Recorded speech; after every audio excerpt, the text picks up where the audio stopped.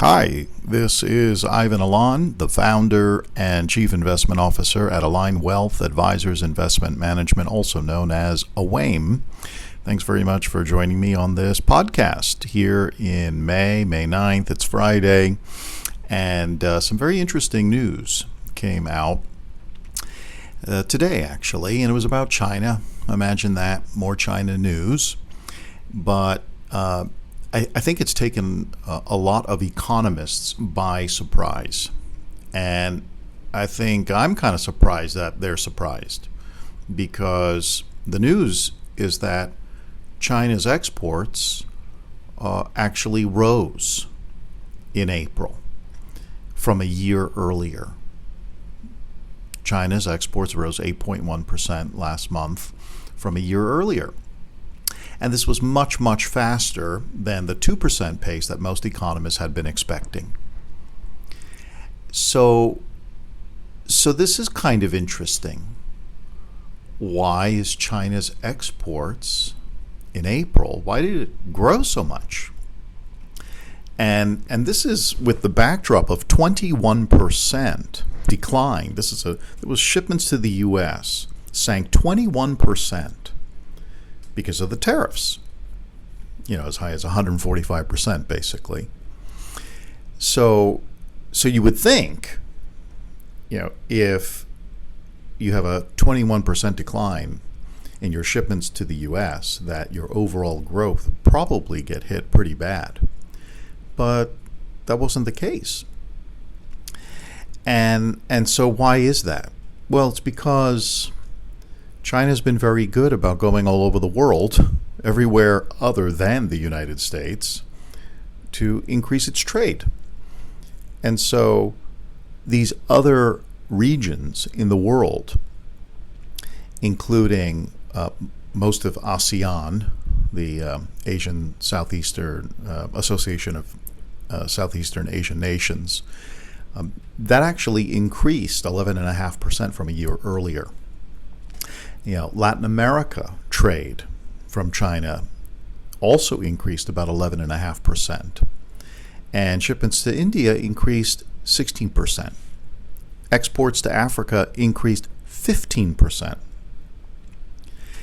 And in particular, exports to Vietnam actually were up 18% year over year. Exports to Thailand up about 20%. So China's got a lot of other trading partners, and this is something I've been talking about, I've been writing about in Forbes articles and our research highlights, is China's done a very good job of diversifying its trading partners over the past decade. And really, when you look at even where the U.S. was, for example, 20 years ago in terms of its trading partners, South America is like one of the best examples of this. Because 20 years ago, the number one trading partner for South America was the United States. Today, it is China. So where's all the pain and suffering that China is supposed to be feeling from these tariffs? It seems pretty non-existent from my perspective. And so I certainly believe that there will be a trade deal of some sort that gets worked out, but the real need for it isn't as demonstrable as most people may think. And that's a good thing. You don't actually want people in panic and really hard pressed to make deals because of excruciating pain in their economy. And so we do want freer trade. We do want reasonable, trade agreements. And I think we'll get those at some point. But the urgency to put those in place, you could make an argument that China really doesn't have much of an incentive to make a trade deal with the U.S., especially with the backdrop of their trade continuing to increase with all these other regions all over the world. And ultimately, that would put the U.S. consumer really in the biggest disadvantage, more than anything else. So there is this risk that underlies this overall dynamic, and something I think that is important to keep in mind, which is, the world, as much wealth that does reside within the U.S. and as much consumption that does absolutely exist within the United States, there are a lot of other places on the world that are consuming more and more, and that are developing more and more economically, and this is a wonderful thing. This is what we want to see, which is nations and economies developing and increasing, frankly, the standard of living for their populations. And that's been happening. That's the goal of capitalism, is to raise up the standard of living for all people within an economy. And the U.S. is a very, very mature economy. And it's been so dominant for so long. And there's been many reasons for that dominance, especially post-World War II. And that could be the subject of a whole other podcast as to the reason of the dominance, which, if you were to ask me, well, what's the number one reason why the U.S. has been able to be so dominant post-World War II, I would say it's because of the U.S. dollar's prevalence in global trade, and also as a global reserve currency. And that really kicked into high gear after World War II. And there were really specific policies coming out of World War II that fueled that dominance. And so here the U.S. is, all these decades later, quite wealthy, quite powerful, and at the same time, many other nations around the world have gotten out of their own way and created some incredible growth, innovation, technology, adoption of technology, and have seen their economies grow quite nicely. And so now they are in a position of being able to consume more and more, and that's a very good thing for the world.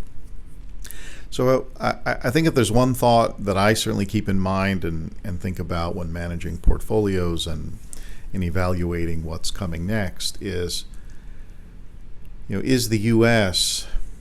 so essentially full of itself, so egotistical, so full of hubris to think that no other nation on the planet, or no other group of nations, which is more to the point because a lot of these nations are banding together as groups. And, I would say the European Union is not a great example of a group of nations banding together to become more powerful. But maybe ASEAN is a good example of that. Maybe these associations of African nations is a good example of that. So, maybe BRICS is a good example of that. And that has all yet to be seen. But the point is, there are these coalitions that together, if they are in harmony and they are in sync, really do pose more of a threat to the future of U.S. dominance. And so I think it's very important for the U.S. to maintain a certain level of humility and be humble in its global trade negotiations, because we are a nation of consumers. We're not a nation of factory workers producing all of the things that we consume. Comparative advantage is a real, vital, fundamental dynamic within economics. And the U.S. has benefited tremendously from that over the past 5 decades. So to give that up and believe that comparative advantage doesn't exist anymore, and that the U.S. should be doing everything it's on its own and producing everything on its own soil, well, maybe there's a price to be paid for that. And maybe that's a price that is too high to pay. Things to consider. But, at the very least, seeing data that's quite positive for China, who is supposed to be in a lot of pain and suffering right now, seems like they're figuring it out. They're figuring out how to still make progress without the United States. Something to consider. Thank you very much for listening to my deep economic thoughts today, and look forward to having you join me next time.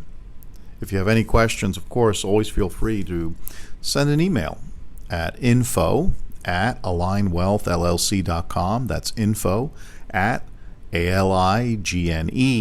wealthllc.com. Thank you.